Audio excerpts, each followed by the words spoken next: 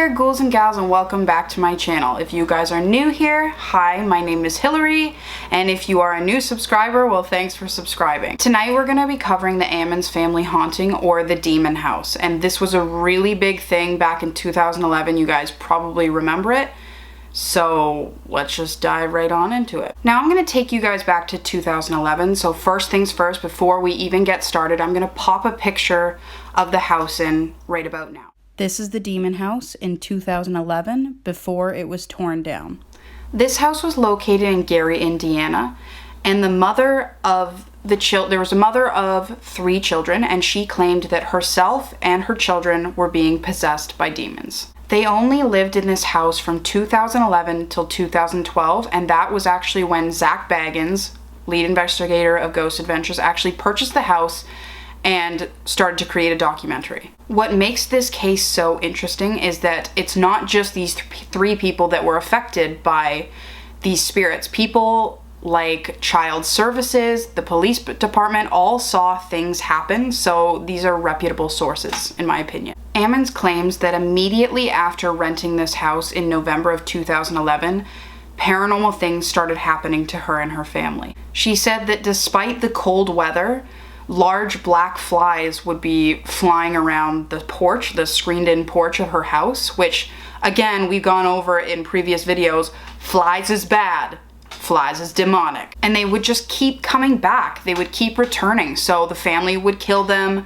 They would get sprayed. They would do everything they could to kill these flies, and they would just keep returning despite the weather being cold, which I don't know if you guys know flies, but usually if it's cold outside, you don't tend to get swarms of black flies. Now, starting off with flies is already bad, but from there things also got a little bit more strange. So the mother would hear footsteps coming from nowhere. No one was walking around, and she would also hear cabinets opening and closing on their own in the kitchen. And after this is when they claim that the demons started to possess their children. There was 3 children in this case, and each one of them was affected by this demonic entity. They told the local newspaper that these kids' eyes would start bulging out of their heads.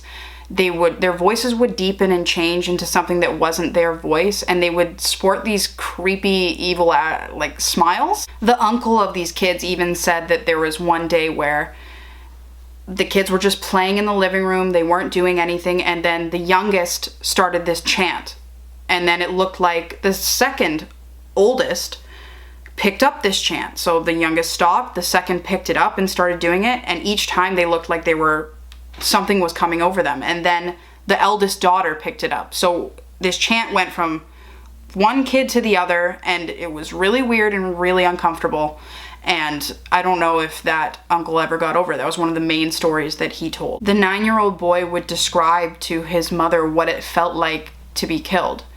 And then, even stranger, this kid was brought to a hospital where, in front of a child service worker and a few doctors and a couple other people, he started to walk up the wall backwards. And these people were so terrified that they just ran out of the room. They did not know how to handle it. Which I don't really know what I do. If my niece or nephew started walking up the wall, I'd probably be like, bye, not today, not doing it. I love you, but bye. The 7-year-old boy would strangle his older brother, and he was holding on to him so tight that adults had to pry his fingers off of his brother. And the 12-year-old sister is reported to have floated above her bed unconscious, and that's something that the family would say that happened. At this point, with all this crazy stuff happening to this family, the Catholic Church actually got involved and performed 3 exorcisms in June of 2012. I'm just gonna read a quote from the mother and the daughter at this point. So, Ammons said that she felt weak and lightheaded and warm while she was possessed. And the 12-year-old girl said that when she was paralyzed, it felt like she was being choked. You can tell it's different, something supernatural, Ammons told Indy Star. At this point, Zak Bagans had heard about this house. Everyone was texting him. It's supposed to be the new Amityville. And this was a major thing for him. So he called the owner of the house and bought the house the next day after hearing all of this over the phone. So immediately after buying this house, he decided that he was going to be doing a documentary. Zak Bagans said that even before showing up at this house, he had had a dream. And in this dream, there was a large goat-headed demon. It was 10 feet, it was huge, and he was dreaming about this demon before going to this house, and he knew that it was evil, and it was, I don't know if it was communicating with him. I don't know how reliable it can be because it was a dream, but he got bad senses when he was going to go clear this house of whatever was in it. So while Zak went to go investigate this house from a ghost hunter's perspective, he was looking for quotes from the original people that lived there. And so he went and he found where they lived, but they refused to talk to him because he had been in this house. There was people that went into this house to do tests to see what was in it, and there was mold found in some other things, which could have made like hallucinations. It could have contributed to what had happened, but weirder things started happening after that. While they were inside the house investigating, they saw shadows, they heard sounds, and there was equipment that was going off all the time. And people that were inside the house soon after leaving became sick and ill with all sorts of different things. It varied from cancer to broken ribs to just almost anything you can think of. Now, while all this stuff is happening, this is when Zak decides to be locked down in this house by himself in the dark. And some weird things start happening at night. He hears a growl. There's a few other things that go on, and I'm gonna actually include the video here right now. I don't know if this is all just Hollywood magic, but I'm hoping it isn't. Well, maybe I want it to be because it's pretty scary, but take a look at it yourself and see what you think.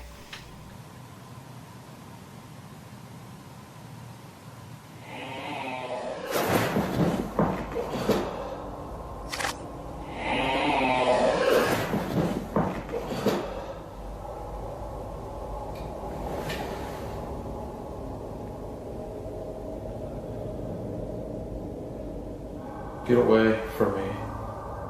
Get away.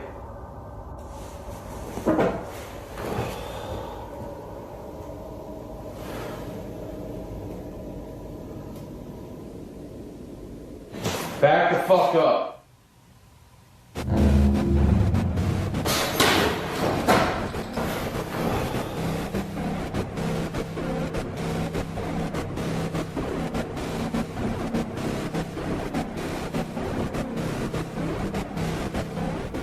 Now, after this video, after he saw this shadow and whatever else he saw in there and heard all these sounds, he had major pain in his eyes, which resulted in some sort of medical condition that now requires him to wear these prism glasses.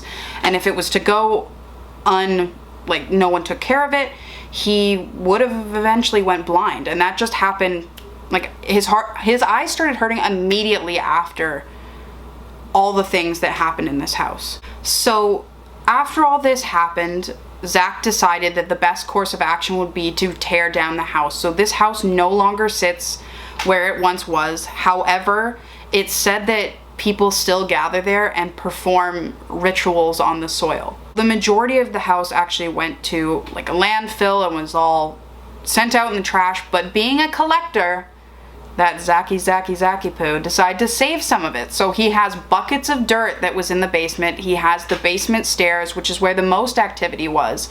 He has a whole bunch of these pieces of haunted house in some locker, like Indiana Jones, just locked up safe.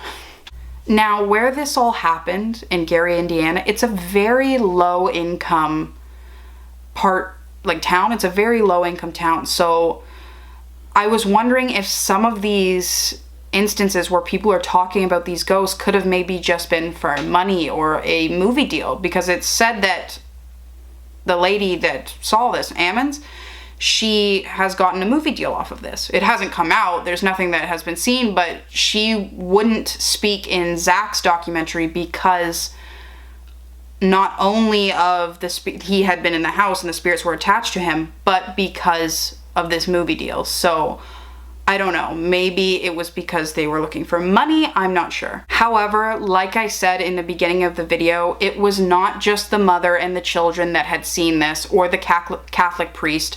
It was also police officers, social workers, doctors, many other people other than just their friends witnessed these things happen. So on one end you have could possibly be low income and people are lying, and then on the other hand you have people that have seen it that have nothing to do with this and would get no, like, it could affect their jobs, them coming out and saying, hey, I saw a ghost. Like, it is also worth noting that the crew of Ghost Adventures was Zak Bagans, Nick Groff, and Aaron Goodwin.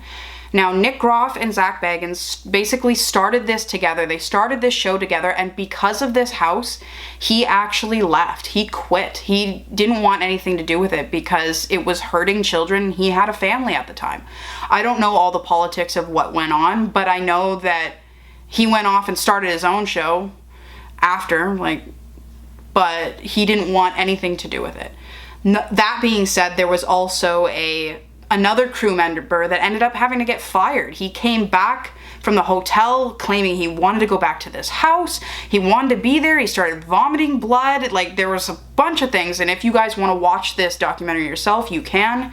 It's called Demon House. I think they have it on Amazon Prime. Overall, in my opinion, I think this house hella haunted. And I don't think it's a place that I would want to go. Specifically, like, I'm into ghosts, but do I want a demon following me home and hurting my children and making, like, people crawl up the walls? No, I do not. So I want to thank you guys for watching and thank you for staying with me. I hope you guys will come for the next episode of this. Feel free to like, subscribe, comment, share, tell your friends, tell your family, and I'll be here hopefully in the next couple days. See you guys.